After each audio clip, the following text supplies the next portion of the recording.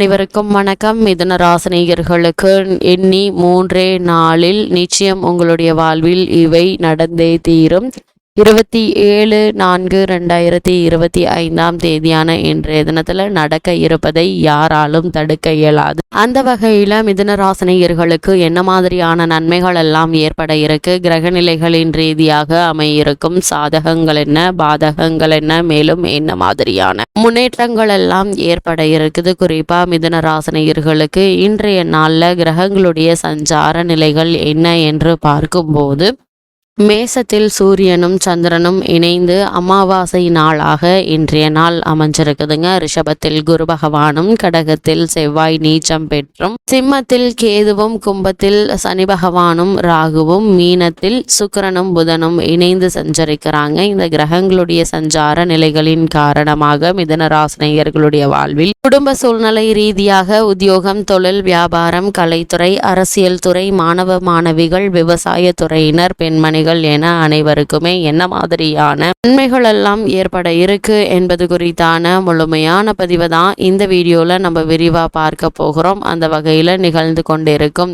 April மாதம் 27/4/2025 இன்றைய தினம் சித்திரை அமாவாசையாக அமைகிறது. அதாவது விஸ்வாவசு வருடத்தின் முதல் அமாவாசை இந்த சித்திரை மாத அமாவாசை தாங்க. அப்படிப்பட்ட இந்த அமாவாசை எந்த தேதியில் வருகிறது, எப்போது தர்ப்பணம் செய்ய வேண்டும், இதனால என்ன மாதிரியான நன்மைகள் எல்லாம் நமக்கு ஏற்பட இருக்கிறது என்று பார்க்கும்போது, சித்திரை மாதம் வரும் அமாவாசை தமிழ் மாதங்களின் அடிப்படையில் தமிழ் புத்தாண்டின் முதல் அமாவாசை ஆகுங்க. அதே போல 2025 சித்திரை மாதம் வரும் அமாவாசை திதி தர்ப்பணம் செய்ய நேரம் பற்றி பார்க்கலாம். அந்த வகையில தமிழ் பஞ்சாங்கம் மற்றும் தமிழ் ஆண்டுகளின் அடிப்படையில் 12 மாதங்களில் முதல் மாத சித்திரை மாதம் வரும் அமாவாசை விஸ்வாவசு ஆண்டின் முதல் அமாவாசை என்பது குறிப்பிடத்தக்கது. இந்த ஆண்டு ஏப்ரல் 27, 2025 ஞாயிறு அன்று அமாவாசை வருகிறதுங்க. அபூர்வமாக பல ஆண்டுகளுக்கு பிறகு கடந்த மாதம்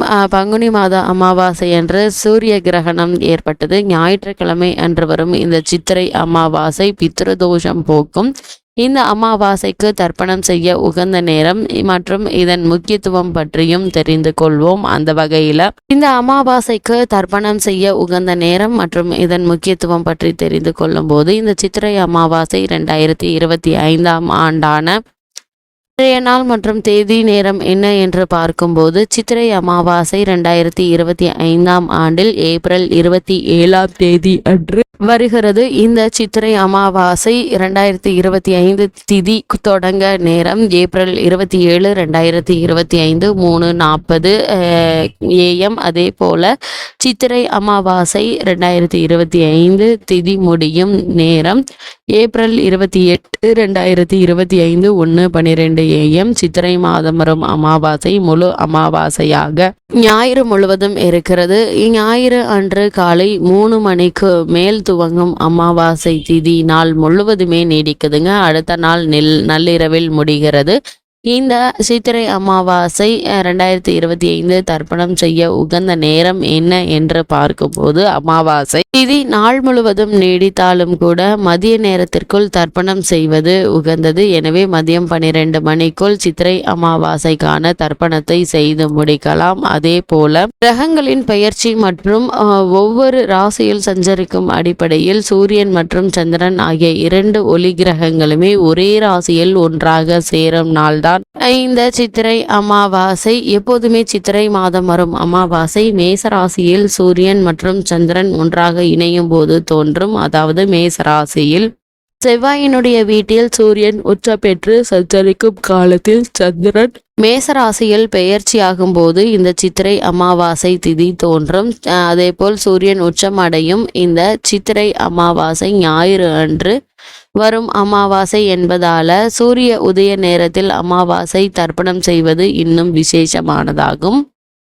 சித்திரை மாத அமாவாசை சூரியன் உச்சமடையும் மாதத்தில் வருவதால் இந்த மாதம் சூரியனுக்கு உகந்த தினமான ஞாயிறு அமாவாசை மிகவும் சிறப்பானதாக அமைகிறது. அந்த வகையில மிதுன ராசினியர்களுக்கு இந்த அமாவாசையான இன்றைய தினத்துல மிதுன ராசினியர்களுக்கு மேலும் என்ன மாதிரியான நன்மைகள் எல்லாம் ஏற்பட இருக்கு என்று பார்க்கும்போது, ராசிநாதன் தொழில் ஸ்தானத்தில் நீச்சபங்கம் பெற்று சுக்கிரனோடு இணைந்திருக்கிறாருங்க. இதனால தொழில் மற்றும் வியாபாரம் செய்பவர்களுக்கு எதிர்பாராத பல முன்னேற்றங்கள் உங்களுடைய வாழ்வில் ஏற்பட இருக்குது. அதே போல உங்களுடைய ராசிக்கு 11ஆம் இடத்தில் இருக்கும் உச்ச சூரியன் உங்களுடைய கஷ்டங்களை மிச்சமில்லாமல் துடைப்பாருங்க. இவ்வளவு நாட்களாக நீங்கள் அனுபவித்து வந்த துன்பங்கள் அனைத்துமே நீங்கி நல்ல ஒரு முன்னேற்றம் உங்களுடைய வாழ்வில் ஏற்படக்கூடிய ஒரு தருணமாக தான் இந்த சித்திரை அமாவாசை அமைஞ்சிருக்குதுங்க. எதிர்பாராத பல நல்ல வாய்ப்புகள் உங்களுக்கு கிடைக்க இருக்கு. அப்படிப்பட்ட சந்தர்ப்ப சாதகங்களை நீங்கள் பயன்படுத்தி கொள்வது உங்கள் கையில தாங்க இருக்கு. ஒருவேளை உங்களுக்கு பூர்வீக சொத்து சம்பந்தமாகவோ அல்லது மற்ற காரணங்களுக்காகவோ வழக்குகள் இருந்துச்சு அப்படின்னா அந்த வழக்குகள்ல உள்ள சிக்கல்கள் நீங்க இருக்குதுங்க. பல நல்ல வாய்ப்புகள் உங்களுக்கு கிடைக்க இருக்குது. காரணமே இல்லாமல் மறுக்கப்பட்டு வந்த பதவி உயர்வு, ஊதிய உயர்வு, உத்தியோகத்தில் கிடைக்க வேண்டிய சலுகைகள் ஆகியவற்றை தற்போது நீங்கள் தாராளமாக எதிர்பார்க்கலாங்க. புதிதாக வேலைக்கு முயற்சித்து வரும் மிதுன ராசியினருக்கும் கூட ஒரு சிறு முயற்சியிலேயே நல்ல ஒரு முன்னேற்றம் ஏற்படுவதற்கான சாத்தியக்கூறுகள் இருக்கு என்பதை கிரகங்களுடைய சஞ்சார நிலைகள் தெளிவாகவும் உறுதியாகவும் எடுத்துக்காட்டுது. அதே போல் குடும்பத்தில் சுபகாரியங்கள் நடக்க வாய்ப்புகள் உண்டுங்க. திருமணமோ காது குத்தோ அல்லது வளைகாப்பு போன்ற பல நிகழ்வுகள் சுப நிகழ்வுகள் கூடிய விரைவில் நிகழ்வதற்கான வாய்ப்புகள் இருக்குதுங்க. உத்தியோகத்தில் உங்களுக்கு கௌரவமும் பதவி உயர்வும் கிடைக்க இருக்குது. அதே போல் உங்களுடைய ராசிக்கு 6ஆம் அதிபதி 2ஆம் இடத்தில் நீச்சம் பெறுவதால வெளிநாட்டு வேலைக்காக காத்திருப்போருக்கு வாய்ப்புகள் கிடைக்க இருக்குது.